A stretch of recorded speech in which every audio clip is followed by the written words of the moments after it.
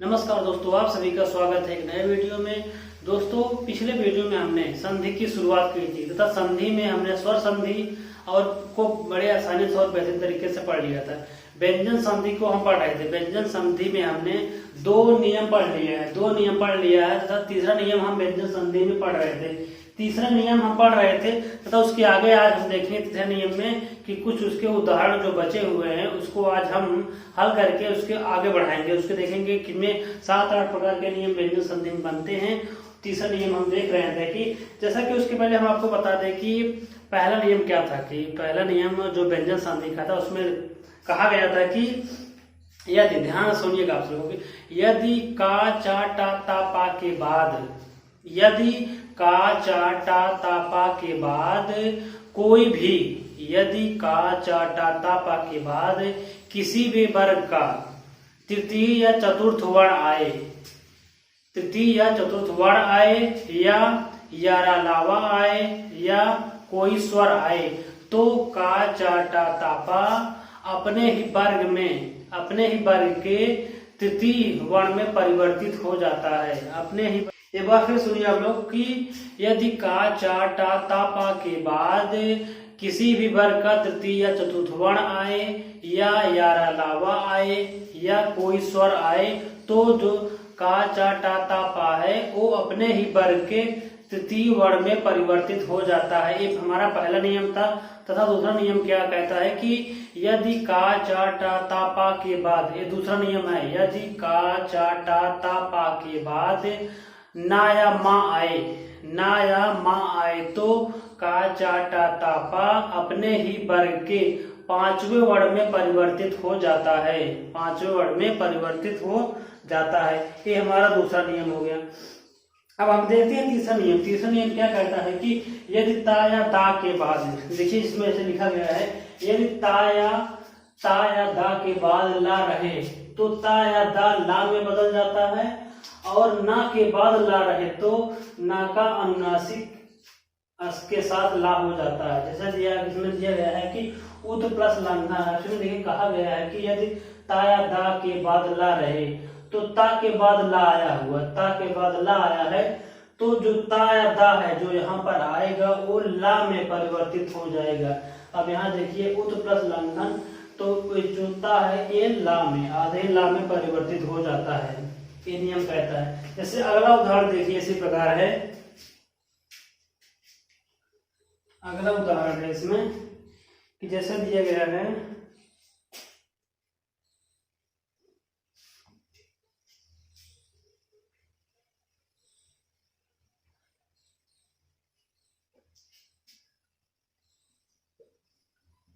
उत प्लस लेख, उत प्लस लेख, उल्लेख,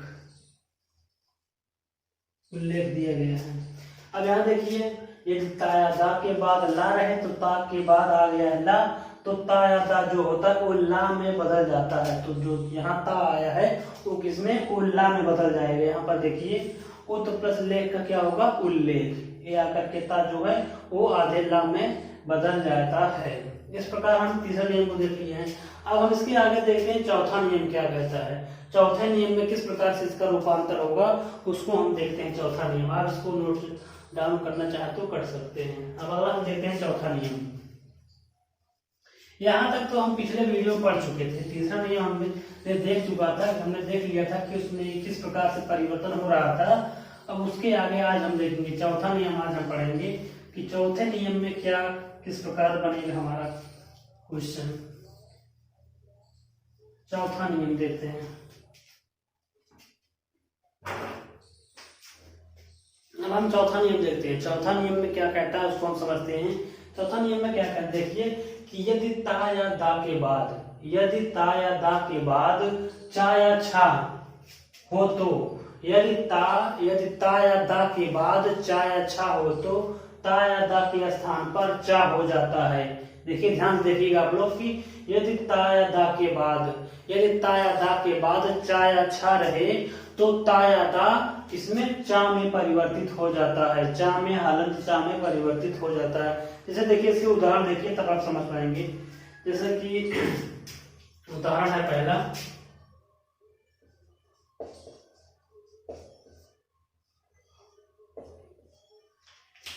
उदाहरण है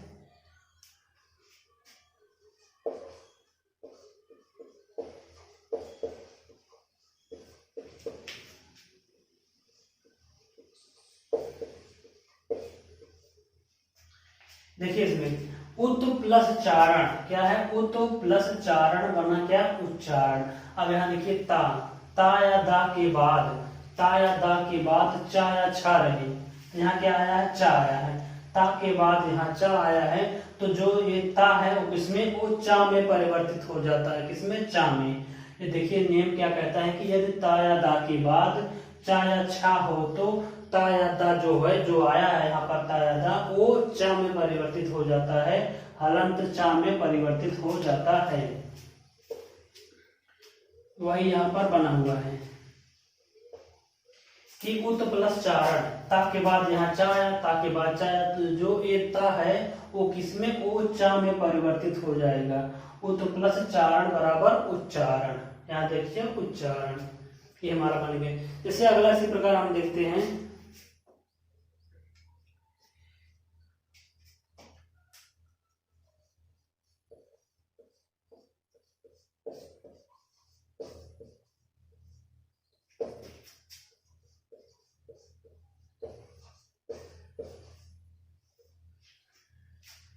अब यहाँ देखिए सत प्लस चित, सत प्लस चित आया, सत प्लस चित किसमें बना, सचित में। अब ता के बाद यदि ता या दा के बाद चा या छा रहे थे, यहाँ चा आया हुआ है, चा या छा रहे, तो जो ये ता है वो किसमें, वो चा में परिवर्तित हो जाता है। तो सा जो ता है देखिए किसमें परिवर्तित हुआ, चा में परिवर्तित हो गया। उसके बाद ये सेम सेम इसी में जाकर के ऐड हो जाएगा, सत प्लस चित बराबर सचित, चा पे छोटी मात्रा इसमें जाकर के ऐड हो जाएगी, यही हमारा बन जाएगा सचित। आप इसको नोट डाउन कर सकते हैं, मिटा दें इसको। उत प्लस चारण जो नियम में कहता है, आप देखिए जो नियम में कहता है वही सेम वही आप लागू कीजिए, किसमें, अपने उदाहरण में, अपने एग्जाम्पल जब आप उस क्वेश्चन को बनाइए, सेम अपने नियम को ध्यान में रखते हुए अपने क्वेश्चन को बनाइए, किस प्रकार कौन सा परिवर्तन हो रहा है। अब इसको आपको देखिए, आपको सिर्फ इसमें 3 नियम याद करने हैं, पहला, दूसरा और तीसरा, वही नियम आपको याद रखना है। उसके बाद आपको इसका उदाहरण याद रखना है, बस और कुछ नहीं है। आपको 8 नियम नहीं याद रखना, सिर्फ आपको 3 नियम याद रखना है, क्योंकि ये 3 नियम यूपी सेम वैसे पूछ लेता है नियम को भी। लेकिन उसके अलावा आप जो 5 नियम बचेंगे उसको आपको क्या, उसमें उसका सिर्फ उदाहरण, जैसे उच्चारण दे दिया, उच्चारण का पूछ लिया स्कंद विच्छेद क्या होगा, तो उत प्लस चारण होगा, उच्चारण का उत प्लस चारण होगा। तो आप इसको ऐसे अभ्यास कीजिए कि आप इसको बना सके कि उच्चारण का संध विच्छेद क्या हो। हालांकि आप 8 नियम याद नहीं कर पाएंगे, सिर्फ आपको 3 नियम याद करना है। इसका 3 नियम याद करिए, उसके बाद अपने हल संधि को या व्यंजन संधि को आप आसानी से बना सकते हैं।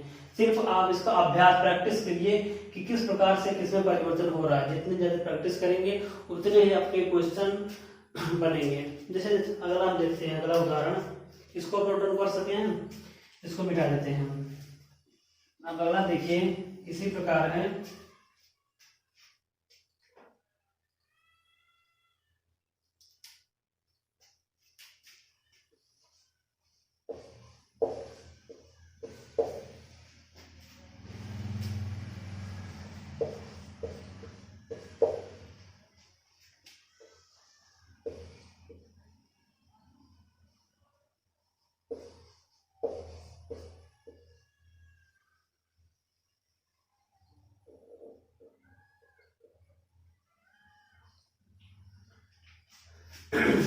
बृहत बृहत प्लस छत्र, बृहत प्लस छत्र, ये हमारा अगला उदाहरण है। अब इसमें देखिए हमारा रूल क्या कहता है कि ता या दा के बाद चा या छा रहे, यहाँ ता के बाद क्या आया है, ता के बाद छा आया हुआ है।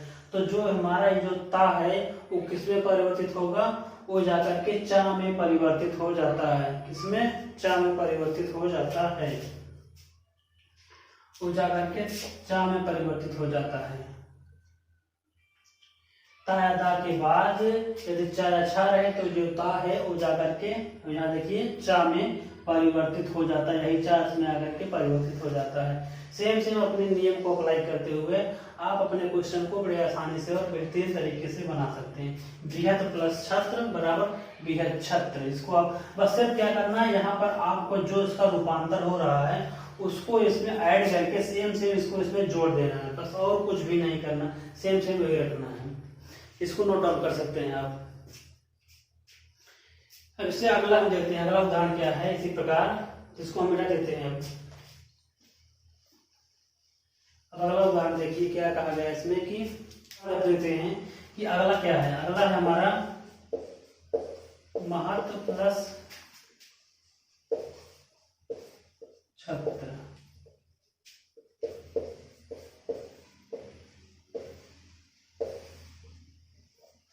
महत प्लस छत्र, महत प्लस छत्र, यहाँ देखिए सेम वही है कि ता या दा के बाद चा या छा रहे तो हमारा ता किसमें चा में परिवर्तित हो जाता है। तो महत, अब यहाँ देखिए ता की जगह पर क्या आ गया, चा आ गया है, उसके बाद छत्र इसमें जाकर के ऐड हो गया, ये हमारा बन गया। इस प्रकार हम देखें कि हम चौथा नियम को आसानी से पढ़ चुके हैं कि यदि ता या दा के बाद चा या छा रहे तो ता या दा के स्थान पर चा हो जाता है। अब हम अगला देखते हैं पांचवा नियम सब क्या है। पांचवा नियम को हम पढ़ते हैं, इसको हम मिटा देते हैं, इसको आप नोट डाउन कर लिए होंगे, अब इसको हम मिटा देते हैं। पांचवा नियम क्या है हमारा,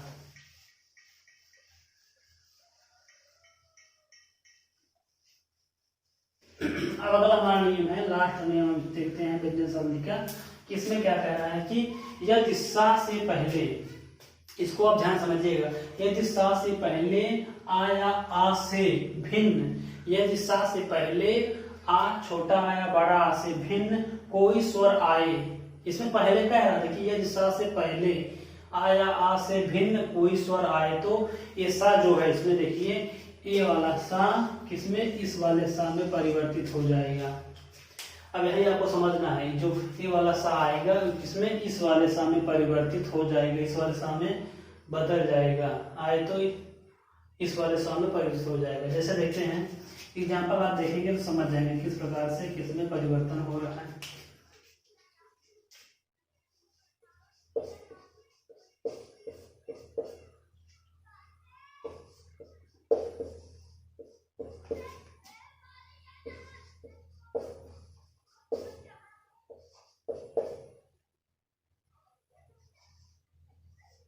अब यहाँ देखिए हमारा एग्जाम्पल है कि अभि प्लस सेक, यहाँ देखिए अभि प्लस सेक बराबर अभिषेक। अब यहाँ देखिए सा से पहले कह रहा है ना, किसमें कह रहा है, सा से पहले, सा से पहले आया आ से भिन्न कोई स्वर आए, यहाँ पर कौन सा आया, छोटी ई की आई है ना, भा पे छोटी की मात्रा लगी हुई है, तो छोटी ई आई किससे, सा से पहले।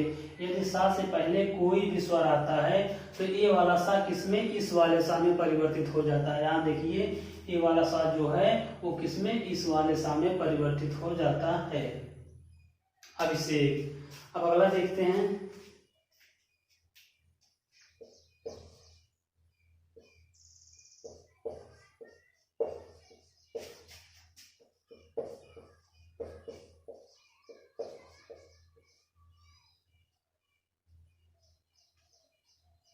जैसे देखिए अगला है विषम, अगला किसका, विषम, विषम का दिया गया है तो बी प्लस सम, बी प्लस सम। अब यहाँ देखिए सा में, सा के पहले कोई भी स्वर आए, आया आ से भिन्न, सा से पहले आया आ से भिन्न कोई भी स्वर आता है तो ये वाला सा इस वाले सा में परिवर्तित हो जाता है। तो वही देखिए विषम यहाँ किस प्रकार लिखा गया है, जब इसका आप शब्द विच्छेद करेंगे तो ये वाला सा ना बन के ये वाला सा यहाँ पर बनेगा इसके शब्द विच्छेद में।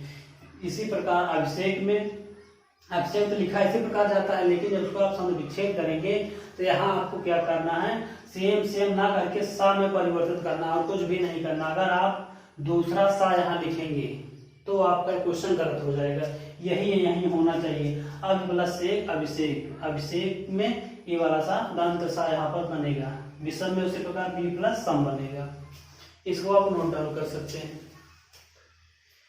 इसके आगे एक दो उदाहरण और देखते हैं इसमें क्या बनेगा। मिटा दें इसको। अभिषेक अब प्लस से विषम बी प्लस सम। सिर्फ आपको इसमें क्या ध्यान देना है, इसमें सा का रूपांतर देखिए, सा किस प्रकार किसमें बदल रहा है, बस आप इसी को समझते रहिए, सा कैसे किसे किसमें बदल रहा है। अब अगला उदाहरण है, देखिए अभिषेक हो गया और विषम।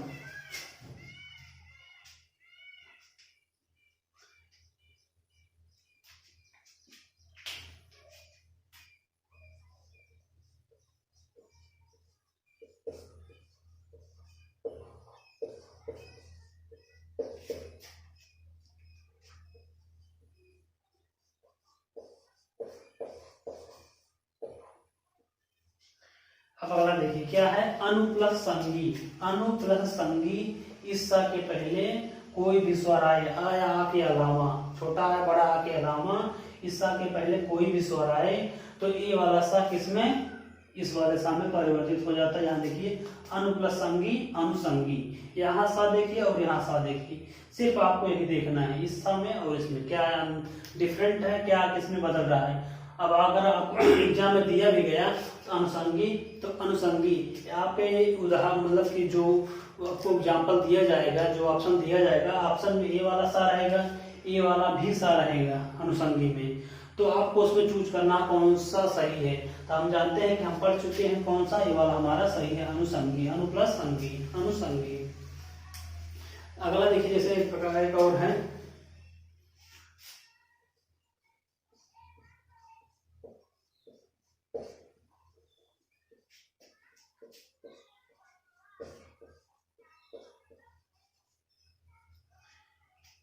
अगला हमारा निषेध।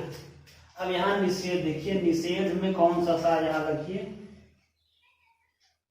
निषेध नी प्लस सेध, इस वाला सा के पहले कोई भी स्वर होना चाहिए। जब स्वर होगा आ या आ के अलावा उसको छोड़ करके कहा गया है कि आपके नियम में कहा गया है कि जब इस सा से पहले आ या आ के अलावा उसको छोड़ करके कोई भी स्वर हो तो ये वाला सा इस वाले सा में परिवर्तित हो जाता है। ये नियम में कहा गया है, ये आपका एग्जाम्पल बन रहा है, आप इसको नोट डाउन कर सकते हैं। कुछ भी नहीं है, सिर्फ व्यंजन संघ में आपको जो नियम बताया गया है, 3 नियम तो आपको याद करना है, जो 3 नियम दिए गए हैं, पहला दूसरा तीसरा, उसको आपको याद रखिए, हमेशा भी उसको याद रखिए। उसके अलावा जितने भी नियम हैं उसका क्या करना है, आपका जो एग्जाम्पल दिया गया है एग्जाम्पल को बार बार रिपीट करना है तथा अपने जो बुक रखे होंगे बुक से सभी एग्जाम्पलों को हल करना है, सभी एग्जाम्पल को हल करना है किस प्रकार से किसमें परिवर्तन हो रहा है। अब आप इसको देख सकते हैं, इसको नोट डाउन कर लिए होंगे।